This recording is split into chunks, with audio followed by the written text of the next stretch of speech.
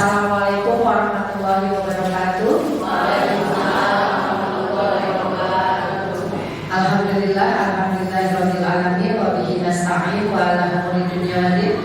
Assalatu wassalamu ala asyrofil anbiya'i wal mursalin wa ala alihi washabbihi ajmain, amma ba'du.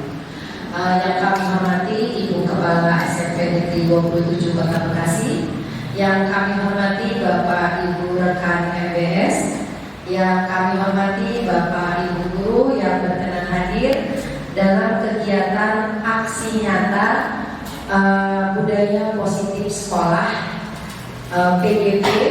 Perkenalkan, saya Agung Kursiawati, calon guru penggerak angkatan 5 asal Kota Bekasi. Di sini kita akan berbagi tentang disiplin positif sekolah, membangun budaya positif sekolah. Sebelum kita memulai acara ini, adalah kita buka dengan membaca basmalah bersama. Bismillahirrahmanirrahim. Selanjutnya kata sambutan dari Ibu Kepala Sekolah kita simak bersama. Kepada Ibu kami persilakan.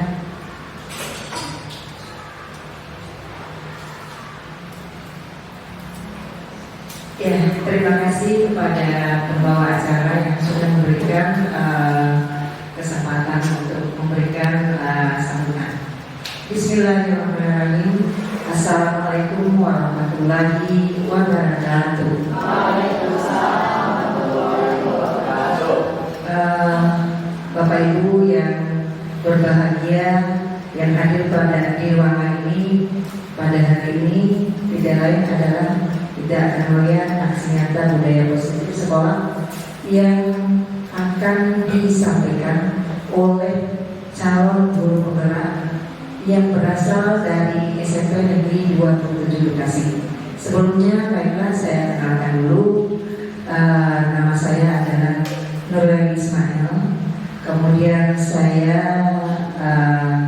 sebagai kepala sekolah SMP Negeri 27 Bekasi. Bapak Ibu yang saya banggakan, kita dari SMP Negeri 27 Bekasi ini kebetulan, alhamdulillah, kita salah satu sekolah yang di antara guru-guru kita itu ada yang lulus sebagai calon guru penggerak angkatan 5. Nah, dengan berbagai kegiatan yang dilakukan oleh kegiatan calon guru penggerak ini, di antaranya harus menyelesaikan beberapa modul. Dan ini adalah modul pertama. Di modul pertama ini, Bu Agung sebagai calon guru penggeraknya akan menyampaikan tentang aksi nyata budaya positif di sekolah. Nah, kita sebagai warga SMP Negeri 27 Bekasi sangat mensupport untuk kegiatan ini, dan sangat bersyukur dan bangga sekali bahwa ada di antara guru-guru kita yang lulus seleksi sebagai calon guru penggerak. Mudah-mudahan setelah selesai melaksanakan pendidikan ini, betul-betul utusan dari SMP Negeri 27 Bekasi ini betul jadi guru penggerak. Itu harapannya. Semoga guru penggerak ini betul-betul membawa angin baru dalam perubahan pembelajaran di SMP Negeri 27 Bekasi. Dan harapan lainnya adalah, karena memang sekarang sedang dibuka ini angkatan 5, kalau tidak salah sudah sampai angkatan 7 ya. Dan beberapa guru kita juga mencalonkan diri ikut serta bersaing untuk menjadi guru penggerak. Kita semua dari SMP 27 mendoakan peserta berikutnya lulus seleksi dan juga sampai mengikuti pendidikan calon guru penggerak ini dan lulus sebagai guru penggerak. Jadi tidak hanya satu dari SMP Negeri 27, sehingga perubahan dan pembaruan dalam dunia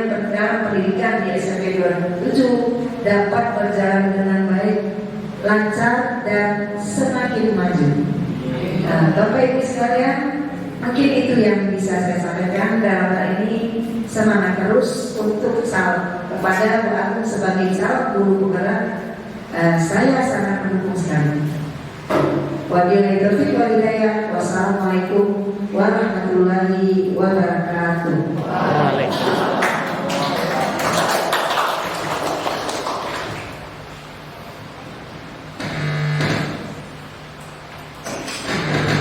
Ya, baiklah, terima kasih Ibu atas motivasi dan dorongannya kepada kita semua. Betul, niatan awal saya mengikuti guru penggerak adalah ingin mengetahui ilmunya, bagaimana kita bisa bergerak, tergerak dan menggerakkan komunitas yang ada di sekolah. Teman-teman, rekan guru dan juga Bapak Ibu guru semua, di sini saya akan berbagi tentang materi yang ada di pendidikan guru penggerak ini, dengan tujuan kita akan bergerak bersama ya untuk kemajuan SMP Negeri 27 Kota Bekasi yang kita sendiri sudah memilih IKM yang berubah ya, mandiri berubah. Berarti mau tidak mau kita harus bergerak semuanya, karena untuk berubah itu perlu energi dan kolaborasi dari semuanya. Baik, saya akan mulai saja. Kita akan mulai dari filosofi pendidikan. Kita tahu Bapak Pendidikan Ki Hajar Dewantara, filosofi pendidikan dikembalikan lagi, kita tidak menggunakan filosofi dari barat dan filosofi dari negara lain, tapi kita kembali kepada bangsa kita sendiri. Ya, filosofi pendidikan Indonesia itu seperti apa? Kita mengambil filosofinya adalah dari Ki Hajar Dewantara, di mana menurut filosofi beliau tujuan dari pendidikan itu menuntut segala kodrat yang ada pada anak-anak, agar mereka dapat mencapai keselamatan dan kebahagiaan yang setinggi-tingginya, baik sebagai manusia maupun sebagai anggota masyarakat. Bapak Ibu, berarti kita itu berperan sebagai orang yang menuntut, ya, menuntut segala kodrat yang ada pada diri anak. Jadi anak itu tidak terlahir nol, tapi mereka sudah membawa kodrat masing-masing. Artinya Ki Hajar Dewantara itu diibaratkan pendidik itu hanya dapat menuntut tumbuh atau hidupnya kekuatan kodrat yang ada pada anak-anak, agar dapat memperbaiki lakunya hidup dan tumbuhnya kekuatan kodrat tersebut. Diumpamakan oleh Ki Hajar Dewantara itu kita adalah petani, yang mengibaratkan peran pendidik itu seperti seorang petani atau tukang kebun, dan anak-anak itu diibaratkan sebagai biji tumbuhan yang disemai atau ditanam oleh petani. Ya, tugas kita si tukang kebun itu ialah menyiapkan lahan, ya, menjaga dan merawat tanaman tadi, bibit tadi, agar tumbuh menjadi tanaman yang baik. Kalau kita misalnya yang disemai itu benih jagung, Bapak Ibu jangan berharap yang tumbuh menjadi padi. Artinya apa? Ketika kita mengetahui kodrat anak itu, kita lihat dari keseharian dia kodratnya itu senang dengan melukis, jangan kita paksakan dia tumbuh menjadi seorang peneliti atau saintis. Kemudian makna asal dari kata ini berkonotasi dengan disiplin diri dari murid-murid Sokrates dan Plato. Disiplin diri membuat orang menggali potensinya menuju sebuah tujuan apa yang dia hargai. Namun dalam budaya kita, makna kata disiplin telah berubah menjadi sesuatu yang dilakukan seseorang pada orang lain untuk mendapatkan kepatuhan. Itu bergeser di kita. Makna disiplinnya itu menjadi sesuatu yang dilakukan seseorang pada orang lain untuk mendapatkan kepatuhan. Kecenderungan umum adalah menghubungkan kata disiplin dengan ketidaknyamanan atau dengan hukuman, bukan dengan apa yang kita hargai atau pencapaian suatu tujuan mulia.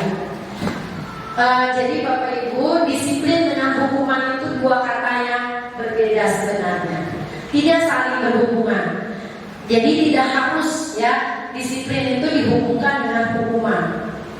Kita mulai dari peraturan kelas. Ya, setiap kelas punya peraturan. Ya, peraturan kelas sebaiknya di awal pelajaran antara wali kelas dengan kelas perwaliannya itu membuat peraturan kelas. Ini harus disampaikan di awal supaya ini menjadi kesepakatan bersama di awal. Kalau sudah buat kesepakatan bersama, akan ada namanya keyakinan kelas. Ada nilai-nilai atau value dari peraturan tersebut yang dihargai oleh siswa. Kemudian dari keyakinan kelas ini akan menimbulkan lingkungan positif di sekolah. Setelah terbangun lingkungan yang positif, maka sekolah akan memiliki budaya positif. Ini semua sudah diupayakan oleh kita bersama ya, MBS dan para bapak ibu guru melalui kegiatan pembiasaan. Ya, tetapi untuk peraturan kelasnya mungkin belum disepakati bersama. Kita masih punyanya peraturan sekolah. Ya, belum ditegaskan lagi menjadi peraturan kelas. Harusnya di follow up peraturan dari Bu Desi tadi kita buat menjadi peraturan kelas. Dari kesiswaan, peraturan sekolah yang kemarin kita dapat, itu kita bahas lagi dengan kelas kita buat menjadi peraturan kelas atau keyakinan kelas. Maksudnya gimana buat begini Bapak Ibu ya? Mengapa tidak peraturan saja? Mengapa harus jadi keyakinan? Contoh, mengapa kita memiliki peraturan harus menggunakan helm bila mengendarai kendaraan roda 2? Atau mengapa kita punya peraturan 3M, menggunakan masker, cuci tangan, jaga jarak? Kemudian mengapa kita memiliki peraturan harus datang tepat waktu pada saat mengikuti pelatihan atau kita ada jam pelajaran? Ini semua peraturan dibuat, sebenarnya ada nilai kebaikan di balik peraturan tadi ya Bapak Ibu. Kenapa sih kita harus memakai helm? Itu kan peraturannya. Apa value atau nilai kebaikan di dalam peraturan tadi? Keselamatan, betul. Kemudian 3M juga sama, keselamatan, kesehatan. Datang tepat waktu, value-nya apa di situ? Nilai kebajikannya. Menghargai waktu. Jadi yang kita tekankan ke siswa jangan peraturannya, tapi nilai kebaikan yang ada di balik peraturan tersebut. Betul Ibu. Di balik peraturan tadi itu nilai kebaikannya apa? Supaya itu pertama menjadi motivasi intrinsik mereka untuk disiplin. Berangkat disiplinnya bukan karena pujian, bukan takut karena mendapat hukuman, tapi memang karena motivasi dalam diri untuk mau menghargai value dari peraturan tersebut. Jadi nilai-nilai kebajikan inilah yang harus kita tanamkan dari setiap peraturan yang kita buat, yaitu mandiri, benar. Kita kembalinya ke nilai-nilai profil pelajar Pancasila, dimensi pelajar Pancasila, yaitu nilai-nilai kebajikannya mandiri, bernalar kritis, ya, beriman dan bertakwa dulu, the first ya, beriman bertakwa kepada Tuhan Yang Maha Esa dan berakhlak mulia, mandiri, bernalar kritis, berkebinekaan global, bergotong royong dan kreatif. Kita lanjutkan. Tadi ya, dari video tadi dikatakan semua orang itu senantiasa berusaha untuk memenuhi kebutuhannya dengan berbagai cara. Bila mereka tidak bisa mendapatkan kebutuhannya dengan cara yang positif, mereka bisa melanggar peraturan atau melakukan hal-hal yang tidak sesuai dengan nilai-nilai kebajikan. Seorang murid yang tidak begitu berhasil secara akademik, mungkin kebutuhannya akan penguasaan tidak terpenuhi di sekolah.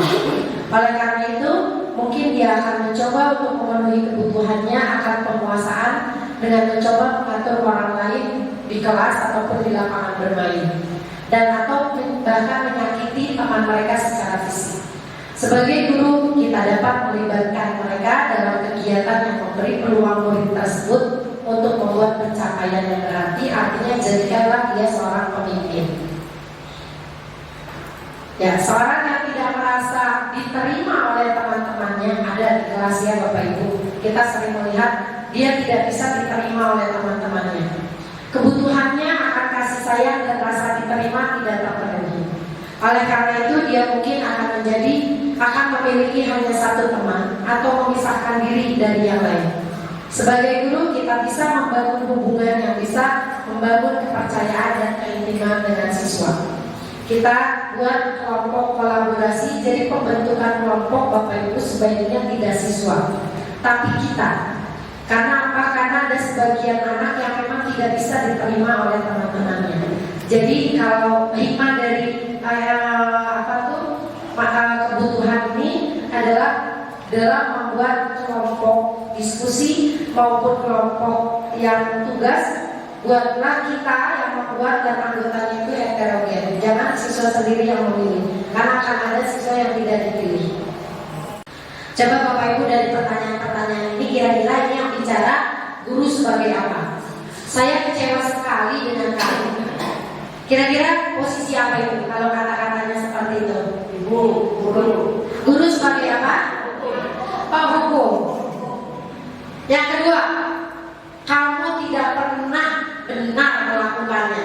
Tidak pernah, bahkan ya, tidak pernah benar melakukannya. Siapa ini yang mengatakan?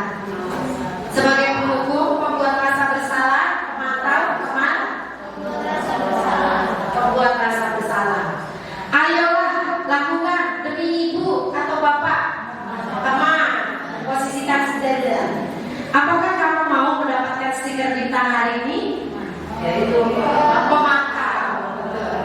Bagaimana kamu bisa menyelesaikan masalah hari ini? Manajer. Kamu selalu yang paling akhir. Oke, penghukum. Ini ya Bapak Ibu, saya kecewa sekali dengan kamu, pembuat orang menjadi merasa bersalah. Yang kedua penghukum, yang ketiga sebagai teman, pemantau, manajer, dan penghukum. Oke, solusinya adalah kita mencoba yang namanya metode restitusi. Pajak aja ada restitusinya ya. Kepada siswa kita juga bisa restitusi, yaitu menciptakan kondisi bagi murid untuk memperbaiki kesalahan mereka, sehingga mereka bisa kembali pada kelompoknya atau kelasnya dengan karakter yang lebih kuat.